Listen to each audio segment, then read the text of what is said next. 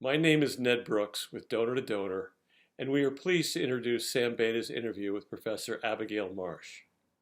Sammy is a non-directed donor this past June 2020, and Professor Marsh has done more research on non-directed kidney donors than anyone in the world. Please enjoy the interview. Hello and welcome. This is the third in a series of interviews by Donor to Donor with leading experts in the field of transplant.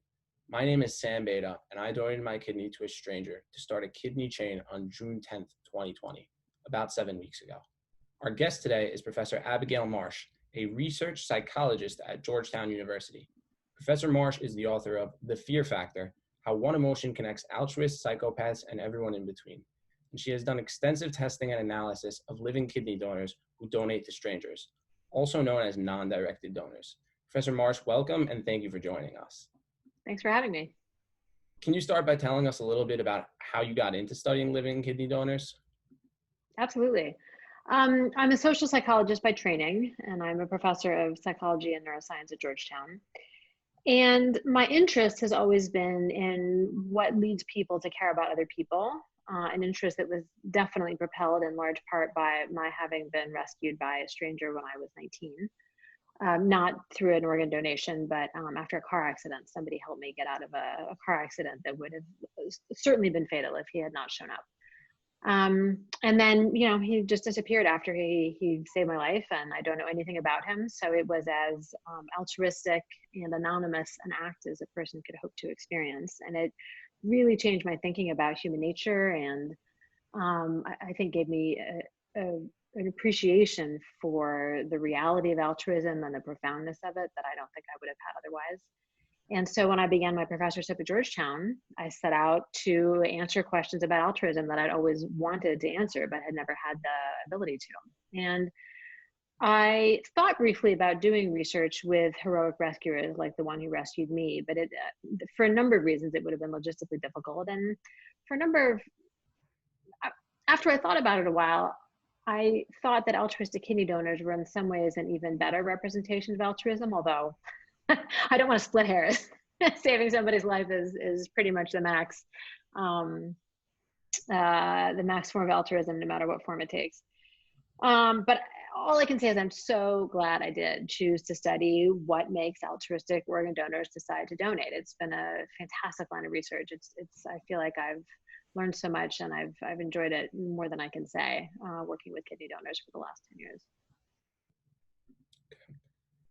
And when you first started studying kidney donors, could you tell us a little bit about your first encounter with them, what you thought and what you experienced?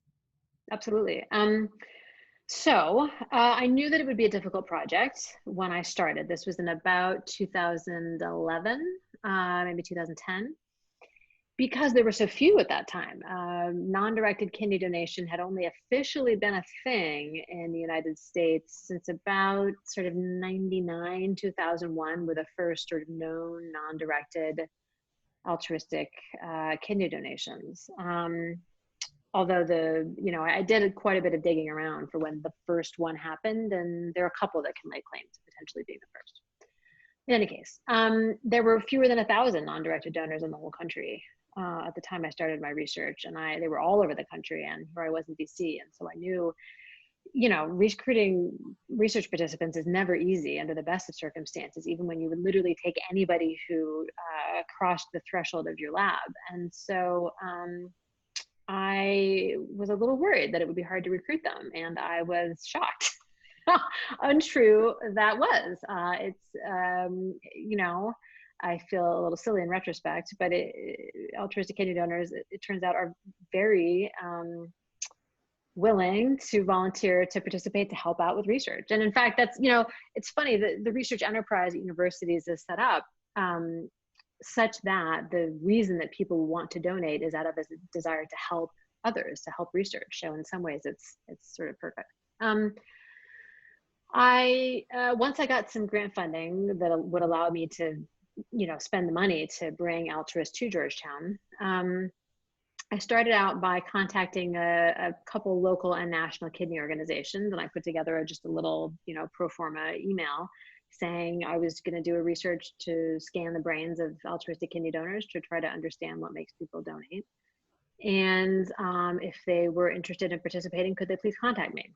But I had all these backup plans for other kinds of altruistic people that I could study in case I didn't get enough altruistic kidney donors. And I only wanted 20. That's really not that many.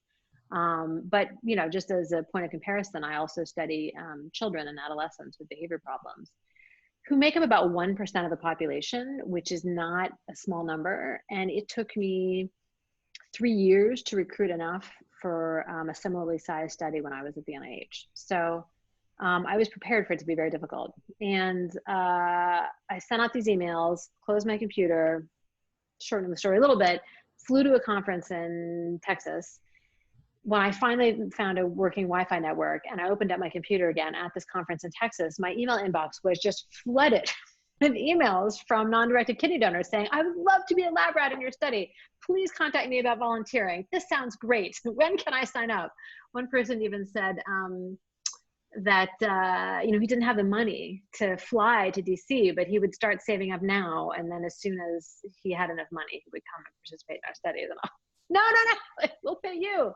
Many of them, of course, tried to refuse the payments.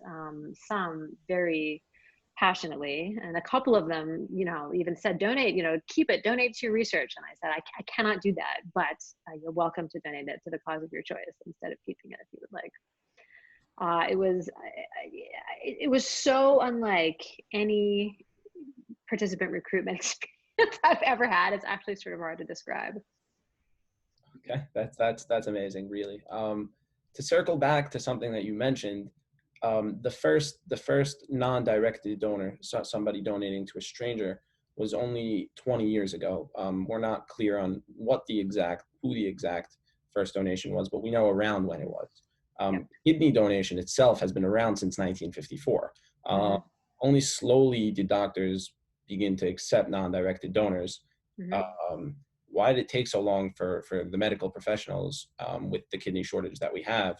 Why did it take so long for medical professionals to accept non-directed donors as psychologically capable to donate? This is such a great question. I'm still determining why I think this is true, but it's an incredibly important question. I will say that the first officially recorded non-directed living kidney donation is, I would say it's known. So it was a woman named Sanjana Graf, who at the time she donated was anonymous, but she allowed me to reveal her identity when I wrote my book about the topic. And she, I believe, donated in 1999 or the very end of 98.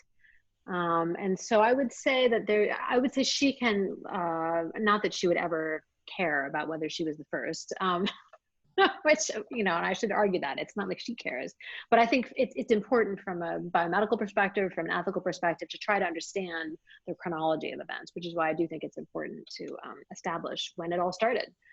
And then we can work backward to figure out why it hadn't happened before then, because as you say, it was completely medically possible for people to donate kidneys to people they didn't know. And there, of course, the need is great and growing. So again, in doing the research for my book, what I most frequently learned was that people have been wanting to donate kidneys to strangers for a very long time, for decades. And in fact, they did do it as far back as the 60s. It was very rare. I mean, it was never to an anonymous stranger pulled off a list, because that requires the transplant organizations to organize it. So instead, they would usually hear about a stranger somehow who needed a kidney and volunteer to donate to that specific person, which in my book is just as altruistic and certainly saves a life every bit as much. And oftentimes they would have to lie and say that they knew the person, because transplant surgeons would refuse to do it if they knew that one person was a stranger, or that the people were strangers to each other. So the explanations for why transplant surgeons refused to do these donations until a little over 20 years ago was that it was unfathomable to most medical professionals that a person would want to give a kidney to a stranger just because they wanted to save a life. That it was almost assumed like that level of altruism was not possible. And so anybody who said that they wanted to make a donation like this was by default insane, uninformed about what the donation entailed, right? That thinking that they would benefit somehow from it and not, so irrational. or simply uninformed, which would make it medically unethical. Or they were planning on getting something out of it. Somehow under the table they were planning on getting paid, which of course is still illegal in this country and everywhere in the world except Iran. And what that suggests is that the people who were responsible for gatekeeping these donations just couldn't imagine making a similar decision themselves. And so when they're trying to put their minds in the mind of a person who would make this decision, they just couldn't do it. And so they ended up deciding, well, if anybody who said they wanted to do this, there's something wrong with them. They're crazy. They don't know what they're talking about. They're irrational, or they want to get money out of it. Mm-hmm. So I think we're beginning to touch a little bit more on your research now. And so a lot of the way that kidney donors feel, they hear the statistics about the need for kidneys in the country, right? Over 100,000 people on the waiting list, people dying every day while waiting for a match. And they feel like this is just something they have to do, that it doesn't matter if they know the person. They're medically able to, and they want to. And can you explain where that feeling comes from? I believe it's pretty universal among non-directed donors. And I know that that's where your research has led you. Yes, absolutely. And so this is the core question I have is, why would anybody ever want to help another person, right? Why do we care about anybody's welfare at all? That's what my research is trying to address. And, the spoiler alert is that I don't know yet. it's a very, something very deep is happening in the brain that it takes time to chip away at exactly what it is, but we have made progress. Part of the answer obviously is the subjective experience, right? Part of the answer is, well, what does a donor feel when they decide that they want to make a donation to somebody else?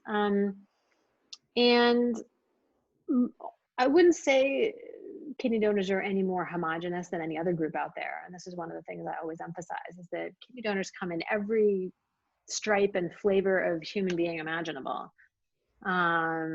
And they don't seem a particular way. I know that there's a very sort of widespread misconception that I hear a lot, that altruistic kidney donors are like saints. They're just these unbelievably good people who are good all the time and in every way. It's like, that's not true.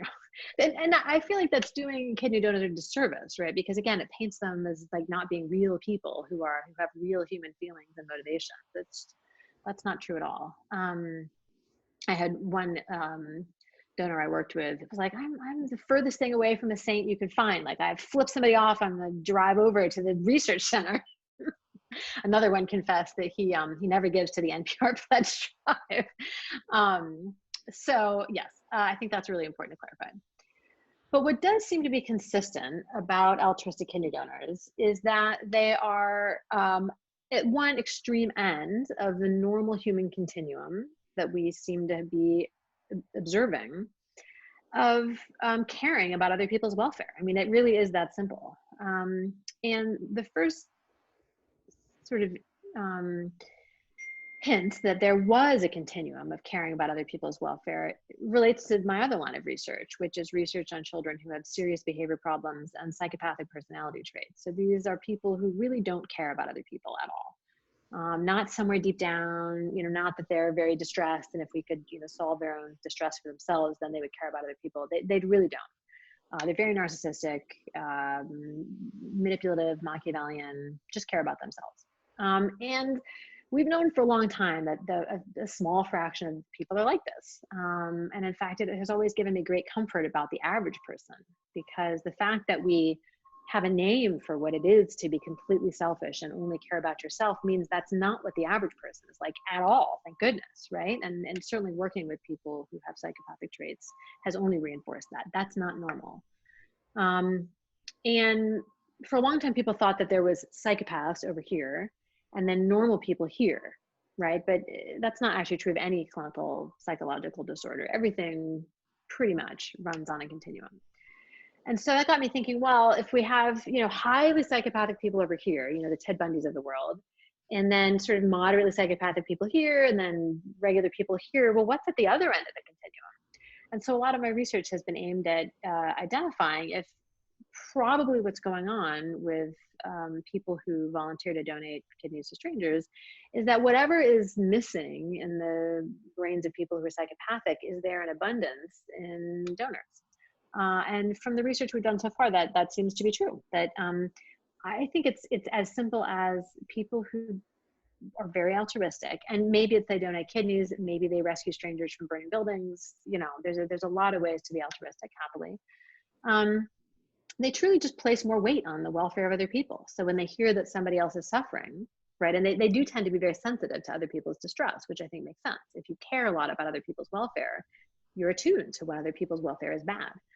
And so, for example, we found that people who donate kidneys to strangers are very good at empathizing with the pain of strangers. They map the pain and distress of strangers as though it were their own pain. So that's probably why they're motivated to respond to it strongly. And so for a variety of reasons that we're still working out the details of, they seem to just, you know, value the welfare of strangers more. And if you value the welfare of a stranger more than this stranger being about to die if they don't have a kidney, seems like there's no question at all when it's like, well, I have 2 kidneys, you know, in all likelihood, if I lose one, I'll be fine. But this person's going to die if I don't. Like, how is that even a question? And I think what's so interesting, and this is what I really try to reinforce when I'm giving talks to academic audiences, is that for somebody who hasn't donated a kidney to a stranger, the obvious question is, why would anybody do that?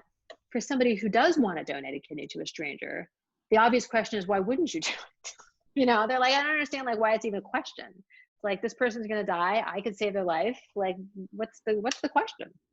And I think the hard thing is that when 2 people have such different instincts and such different sort of intuitions in response to these questions, it's easy to think that the other person is the weird one, you know, or not weird, but the other person's the one who needs explaining.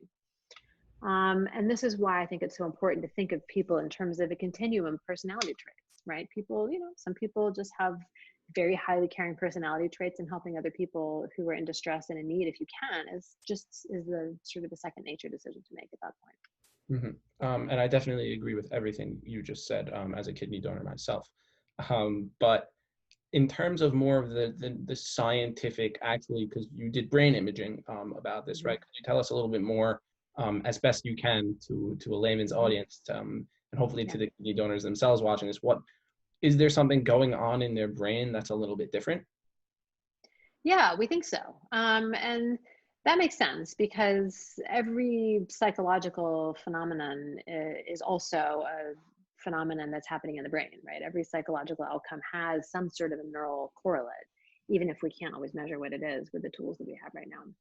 And so the fact that people who donate kidneys to strangers make this unusual decision means there must be something unusual about their brain, right? Unless it's a purely situational phenomenon, right? The only reason people donate kidneys to strangers is because they happen to learn about donation in a particular context that makes it likely that they'll donate, which does not seem to be true. I mean, I've asked, I don't know, hundreds and hundreds of non-donors, you know, I've given them all the information about kidney donation and say, hey, do you think you want to do this? And, you know, most of them say no. And even of the ones who say yes, I've yet met anybody. Actually, that's not true. One control that we've studied in all of our research went on to donate a kidney. They converted over the course of our research, which makes me pleased. But, you know, it is rare. And so we started off looking for differences in the brains of altruistic kidney donors in a region that we already knew was different in people who were psychopathic. It's a region called the amygdala. It's well known because it's involved in a lot of important social and emotional processes. It's about 2 centimeters wide. You've got one on each side of the brain, deep under the cortex. And it's very important for all sorts of processes related to fear. So learning that something bad is going to happen and how could you avoid it. Also really important for empathizing with other people's fear. So if you see somebody else is afraid or hear that something bad is about to happen to them, can you model their emotional state, right? Can you predict what they might do? Can you predict what they might want? And those 2 phenomena are really closely linked because they both rely on the amygdala. And we know that people who are psychopathic have amygdalas that are smaller than average, sometimes by quite a bit. and are underactive in response to the sight or sound or idea of other people's distress, particularly fear, because fear is the most sort of acute, salient form of distress. And as a result, it seems people who are psychopathic are really bad at recognizing when other people are afraid or in other forms of distress, although again, it seems to be the strongest effect for fear. And so that's what we decided to look at in altruistic kidney donors, is do they look the opposite of people who are psychopathic in these respects? And it turns out they do. So people who donate kidneys to strangers have amygdalas that are larger than average by about 8%, which doesn't sound like a lot, but in the world of brain volumes, that actually is a lot. Although I should emphasize, there are overlapping distributions. So there are some people who are altruistic kidney donors whose amygdalas are well within the normal range, and some people who are not, who have bigger than average amygdalas, although who knows, one day they may donate. And part of that is because there's all sorts of stuff that's happening in the amygdala, and the overall volume of the structure is a very rough proxy for something much more specific that's happening within it that we can't measure yet exactly. So I think that we're getting a lot of error variance in our measurements, but it's all the more impressive that we find the results we do consistently. In addition, the amygdala of people who donate kidneys to strangers is more active in response to the sight of other people's distress. Again, it seems like people who donate kidneys to strangers have more robust empathic brain responses when they see somebody else who is in pain, who is afraid, and they're better at recognizing when other people are afraid. So if we just show people who are kidney donors pictures of fearful facial expressions, for example, they're better at picking up on other people's fear, which is huge, right? If you don't know that somebody's in distress, why would you be motivated to alleviate that distress? And so just being attuned to other people's need is a really important first step towards wanting to help others. Mm-hmm. And I think you guys did a great job, really, and more hopefully on the way of identifying that feeling and the empathy that kidney donors have. I wanted to touch on something else that you mentioned. Finding more kidney donors is not as simple as just educating and telling people these are the facts about kidney donation. Do you want to do it? Every year, we estimate that there's between 200 and 350 non-directed altruistic donors. But according to your studies, if I'm correct, we think that 1% to 2% of the population has the capacity to be an extreme altruist, like you mentioned, which would include a kidney donor. So if those numbers hold up, and even if the smallest fraction of that population were to donate their kidneys, there would be no kidney crisis in the country right now. The waiting list would be all but non-existent. How would you, I know it's a big question, but how would you solve that? How should we change our messaging to accomplish the goal of reaching these altruistic donors? Such an important question. How do you convert people? How do you, I wouldn't even say it's converting people, but how do you sort of move people who were already potentially interested in donating? How do you give them the information in such a way that they do decide to donate, or they decide that this is something that they can, that fits in with the values they already have? Yeah, I mean, and I will say, first of all, my estimate of 1% to 2% is a very rough estimate because, just based on this normal continuum. And it's entirely possible the number could even be more than that, because humans are so easily affected by social norms. And we see that altruistic behavior varies a huge amount across time and place in different populations of people. And a big reason it does is probably just because different norms develop. And a blood donation is a great example of that. So it didn't used to be at all common for people to donate blood to strangers, like blood drives, that wasn't a thing. And in fact, blood was generally paid for up until the 70s, and in this country, and in some places it still is.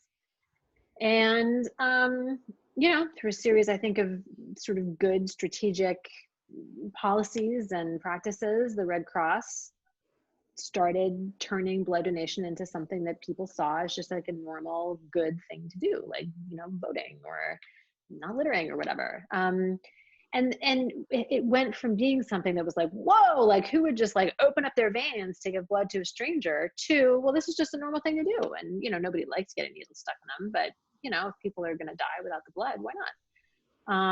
Everything from the school drives, right? I mean, what seems more normal than a blood drive that's organized in your school? It just feels like, well, clearly this is just a thing to do. I think marrow donation is sort of moving in that direction increasingly, because there are lots of bone marrow drives. The problem with marrow donation is that there's a gap between the initial sign up and the actual donation, right? So I think signing up to donate bone marrow is something that most people would decide to do at this point.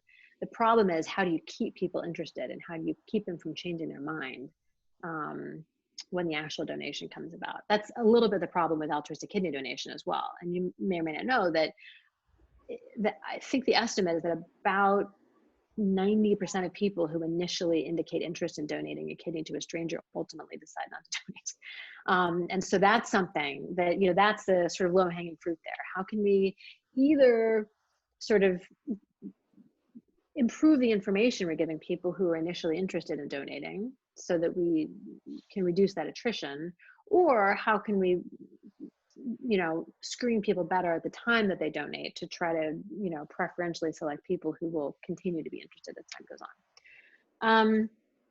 So I think all of these details help give us some clues about how we could increase the number of donors out there. One is to just increase the degree to which this is a thing that people know about and doesn't feel like a strange thing to do, but just feels like, something that people do, and it's not weird, it's not supernatural. And I will say that this is, I view my research as hopefully playing a part in that particular strategy, to the degree that my research can demonstrate that wanting to help another person by giving them your kidney is just part of, human makeup. Like, it's not supernatural. We can completely explain it using what we know about human emotional and social capabilities. Even if it's unusual, it doesn't mean it's strange. You know what I mean? And so to the degree that we can just get the word out about kidney donation, increase the number of people who know that it's something you can do, increase the number of people who know somebody who's ever donated. I think that will, over time, increase the number of donors. Another interesting variable that is a little harder to move around, but is useful to keep in mind, is that people who are experiencing high levels of well-being themselves tend to be the most altruistic. So flourishing is very strongly correlated with altruism. And this is true whether you look across time, whether you look across country, whether you look within a country. It's an incredibly strong effect. And I love this personally, because what it suggests is that when people are in a position to do so, they want to help other people, right? When things are going well in your life, most people want to pay it forward. I'm grateful for the good fortune that I have. I'm secure, I have the things I need. My relationships are good. How can I help other people? And I think that's a really wonderful thing. And it's just a reminder of why it's so important to have good social policies that improve the well-being of people, because when we do that, people will be kinder to each other. It's like there's no downside. Just to qualify that, Yeah. when you say prosperity, you don't mean people that are super rich or are wealthy are going to be more altruistic. You just mean people not in poverty, people that are living stable lives, correct? Yeah, I really am referring to what's known as subjective well-being, which is definitely correlated with not being in poverty, right? People who are living in extreme poverty tend to have low levels of subjective well-being because life is very stressful, of course. So that's right. What I'm definitely not saying is like extremely wealthy people are the most altruistic and everybody else is not. No. But it does tend to be the case that as people's subjective well-being increases, and there are lots of things that increase subjective well-being. Good health, good relationships, a sense of purpose and meaning in life is probably the biggest one. Having the basic needs that you have taken care of, and that certainly does include having enough money for food and medicine and a home and that sort of thing. And I also will say that, of course, this is an average, right? There are many, many generous people from literally every walk of life. But what's good is that we don't have to make the Faustian bargain that as people's well-being goes up, their generosity goes down. That would be a terrible outcome, right? Because then we would have to choose between well-being and people being nice to each other. It's like, no, we don't have to choose. Luckily, good social policies that improve well-being, subjective well-being, will also tend to promote altruism. So that's good. When it comes to encouraging altruism, sort of in a more kind of here and now sense, right? Actually tractable things that we can change in the moment. in general, you're most likely to get people to pay attention and remember uh, stories of need, right? So it's rare that somebody first decides to donate in response to a statistic, 100,000 people on the waiting list. Not never, interestingly. And I've heard 100 different stories of why somebody might want to donate. But the most common reason that somebody says they first decided to donate was in response to hearing a story, a news story about somebody who had received a donation, hearing a story from a friend, say a Facebook post about somebody who was dying in need of a kidney. There was a really amazing one here in DC very recently. A journalist had a daughter who I think was 3 or 4 who was going to die without a liver transplant. And it was a very moving story about this, all the challenges this little girl had already overcome and what her current plight was. And hundreds of people came out of the woodwork willing to donate a piece of their liver, which is, riskier than donating a kidney, to this little girl who was a stranger to them. And that's the kind of story that really tends to bring donors' interest sort of into the foreground. Because the decision to donate it's not about a ledger book. It's not about cost and benefit analyses. It tends to be a very intuitive and in some ways emotional decision, which I don't think is a bad thing. I know bioethicists might have qualms about that, but altruism is it's happening very deep in the brain. It's a result of ancient processes that promote our ability to care for people who are needy and vulnerable. And to the extent ads can focus on that, I think they are more effective. Yeah, for sure. And I think you really did a really great job of addressing all of the questions that I had just now and all of the thoughts that a potential kidney donor might have. And I encourage anyone watching who's considering kidney donation to go check out donor's website or the NKR, who will connect you and really show all the resources that are there for kidney donors, and that you're not fighting this alone, and there's a whole community here that has gone through similar things that you're experiencing now. But Professor Marsh, is there anything else on the subject, or really anything that you wanted to add while I still have you here on this interview?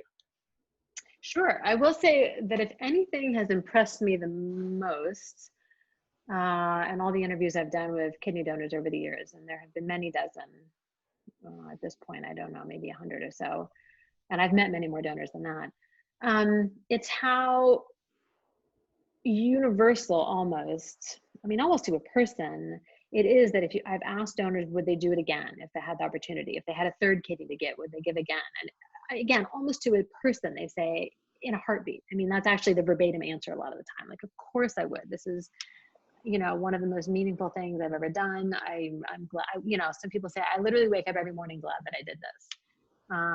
And I think the details of the surgery and the screening that lead up to the surgery obviously introduce some discomfort, but the deep joy and gratitude I think that donors feel about having had the opportunity to save somebody's life is lifelong, right? That never goes away. I'm not sure it ever even fades that much. The number of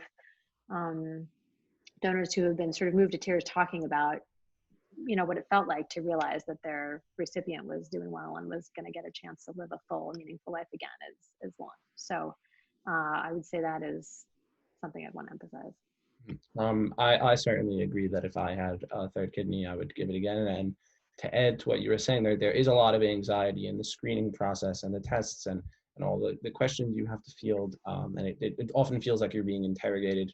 And when you go to the hospital, and it's nerve-wracking, but an interesting story is, even while I was sitting waiting in the OR for my surgery, and I had the heart rate monitor attached to me, I looked over and saw, my heart rate was not racing in any way. There's really a peaceful feeling that I think a lot of donors felt that once they, cleared all the hurdles in the process, they really felt that peace with themselves and with the decision that they were making. And like you were saying, joyous at being able to help another person in that way. I love that. Yeah, that's something I hear very often too. And so many people I talk to have a mistaken impression that people who are very altruistic are fearless. And this is one of the big points of my book. It's one of the reasons it's called the fear factor. And it's really not true at all. You know, people who donate kidneys to strangers are generally people who understand very profoundly what it means to feel afraid, which is why they can understand that same emotion in other people so well. But there's something really cool about the human brain that when you're focusing on helping somebody else, it leads you to feel less afraid for yourself. And there are, you know, so many interesting stories of great heroes who will say the same thing, that, you know, when you're focusing on helping somebody else, it improves your own well-being. There's a nice sort of reciprocal relationship between helping and well-being. Higher well-being leads to more helping, but helping others leads to more well-being as well. If you can get into that sort of virtuous cycle, you're in a good spot. So yeah, no, I think that's really it's really interesting that you have that experience too. It's a great feedback loop to be in. And again, thank you for the time that you gave us today. My pleasure.